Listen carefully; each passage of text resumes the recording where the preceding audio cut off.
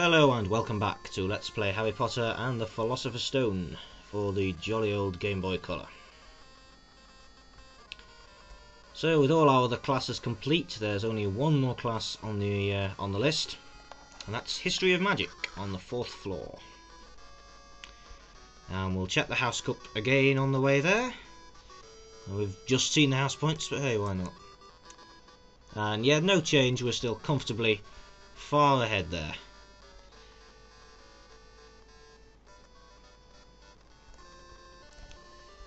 So we proceed up the by now familiar giant grand staircase. And doopy-doo.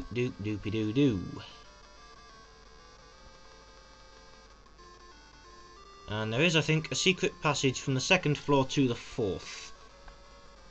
I think it's here. I am a genius. You're only skipping one floor, but and if I'll just check. We might as well just pop by the hospital wing since we're nearby. You can come by here anytime for a full heal.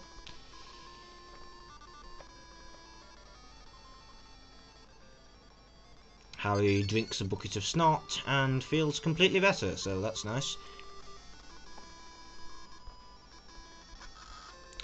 And we proceed to History of Magic, taught by the inimitable Professor Binns, who's a ghost, appropriately. Is this a class or nap time? Says random rebellious student. What a dull class. I should have brought something to read, concurs random rebellious female student. Meanwhile, up at the front of the class, we have Neville, Hermione, Ron, and Professor Binns, our assorted main characters for today. Zzz, says Professor Binns. So we talk to someone else who's on the level. Neville, I think. Hello, Neville. Shh, he's sleeping. No, he isn't, Harry says, remarkably imperceptibly. He's standing there looking at me. Not Neville, Professor Binns. Zzz, Professor Binns concurs. Blah, blah, blah. Shouldn't we wake him up? No, your teacher is asleep. This is a state of affairs to be perpetuated. I don't know if you can wake a ghost. Blah, blah, blah. And as the 17th century was coming to a close, we didn't mind a bit. Harry Potter, ah yes, so nice to finally have you in class. He doesn't come across as asleep. He comes across as drunk. I remember your father very well. Do you collect famous witches and wizards cards, Harry? Are you running some sort of an advert for chocolate frogs? What is this? Your father did. I once gave him a Circe card. He prized it quite highly. Wonder whatever happened to it. I remember talking to someone in Diagon Alley who was trying to sell that card. You don't say. Perhaps it was even the same one. Or, you know, perhaps, as is far more likely, it wasn't. I mean, I appreciate this is probably a rare card. This is why he prized it quite highly, but still, there must have been, you know, a few thousand of them in circulation. If the fad has been going on long enough for it to have spanned generations, it does seem to be very popular. Would you like me to go all the way to Diagon Alley on a wild goose chase hunt for a man who might not even be there to attempt to acquire a card I can't afford that might or much more likely might not be the one we're looking for? All just so you can say, oh yes, that's the same card, how interesting. Excellent idea. Half term begins today, despite the fact it's the first day of the year, so you're free to go to Diagon Alley. Take this pass to Hagrid and he'll escort you there.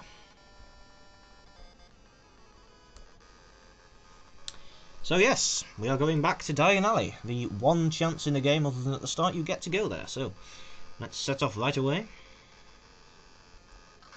Fortunately, Hagrid is immediately outside. Hello Harry, I'm looking for Horcrux. I heard there's a nest of them in the building. Well, take me to Diagon Alley instead. Fair enough, I'll find these incredibly dangerous Horcrux later. You board a train. The train chugs along a bit.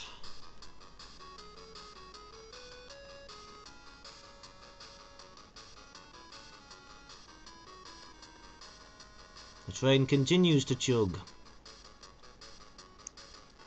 You arrive. So, first off, we have a decent amount of sickles, so we might as well go and check if the shops have increased their inventory. Most of them don't do anything else. They just, yeah, I still can't buy a broom or anything, for example. But I do believe that the cauldron shop is now selling additional cauldrons.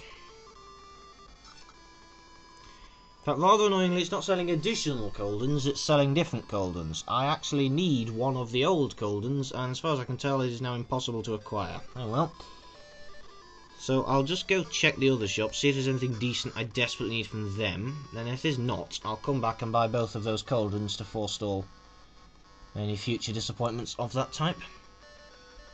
Not that I end up using the potion feature a great deal, but you know, it's nice. Don't need any sweets. There's only really the clothes shop that sells anything useful. And everything they sell is extortionate. So it looks like it's the cauldrons. I do believe you can get the superlative gear from Fred and George, who apparently smuggle it in. Same price. These Hong Kong bootleggers don't come cheap. As far as I'm aware, you don't bootleg clothing, but you know what I mean.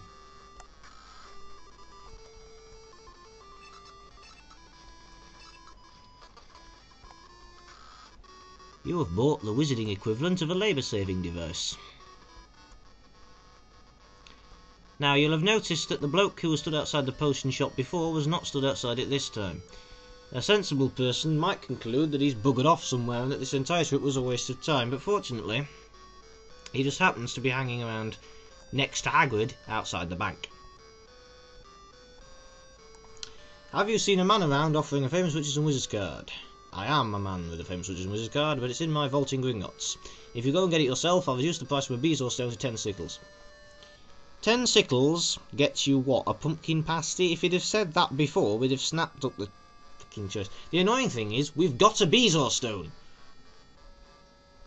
Here you go. Let's go into Gringotts, I'll authorise you to enter my vault. Presumably, had we given him a bezoar stone, he would have gone into the vault and got it himself.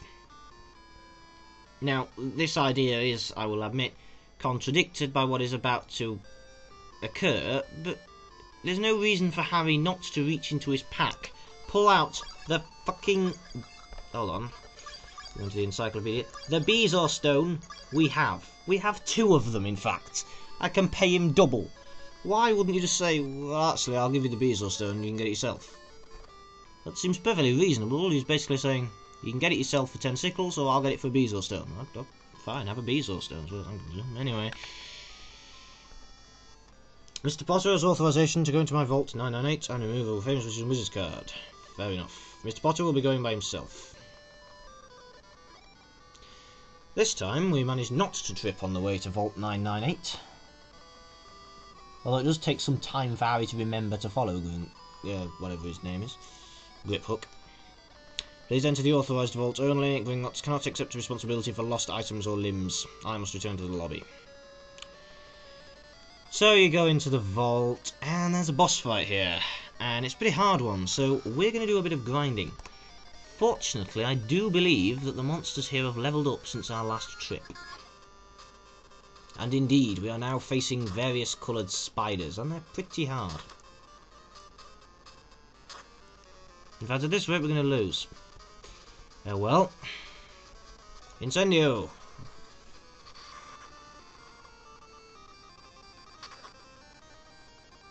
Yeah. We're fucked.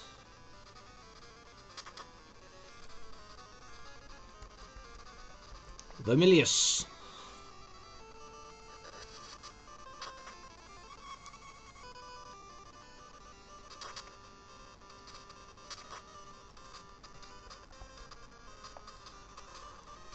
Vermilius seems moderately effective.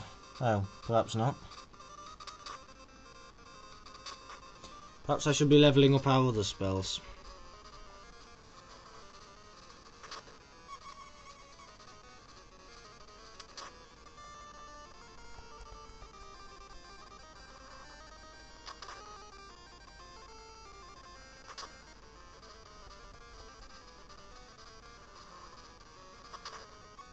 Well, for incredible good fortune, we won. And immediately levelled up. Which full heals us, so we go into the next fight. Against something. Whatever it is, it's doing piss all damage, so let's flipendo it.